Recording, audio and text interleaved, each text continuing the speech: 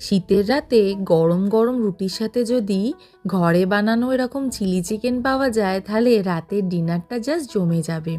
বিগত 2-3 দিন কলকাতায় ভীষণ ঠান্ডা পড়েছে। কাল রাতে বানিয়েছিলাম চিলি চিকেন, আজকে তোমাদের সাথে সেই রেসিপিটা শেয়ার করলাম। মাংসটাকে ভালো করে ধুয়ে নিয়েছিলাম। আমি এখানে 500 গ্রাম মতো মাংস নিয়েছিলাম।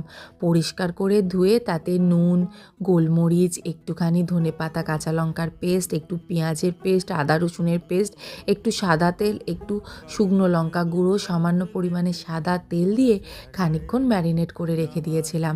তারপর দিয়েছিলাম একটুখানি কর্নফ্লাওয়ার। ভালো করে ম্যারিনেশনটা করতে হবে, না হলে কিন্তু চিলি চিকেনের টেস্টটা ভালো আসবে না।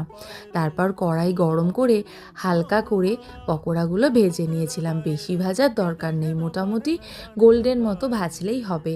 তারপর অন্য একটা কড়াই গরম করে তাতে দিয়েছিলাম রসুন কুচি, আদা কুচি, আর দিয়েছিলাম আগে থেকে টুকরো করে রাখা পেঁয়াজ আর ক্যাপসিকাম, আর একটুখানি টমেটো আর কাঁচা লঙ্কা।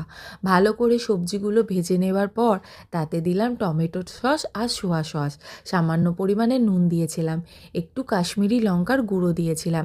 সবজিগুলো ভাজা হয়ে যাবার পর মাংসগুলো ওপরে ছেড়ে দিলাম। 5 থেকে 7 মিনিট একটু নাড়াচাড়া করার পর ওপর থেকে পেঁয়াজ পাতা ছড়িয়ে দিলাম। তোমরা খেয়ে বলো কেমন হয়েছে।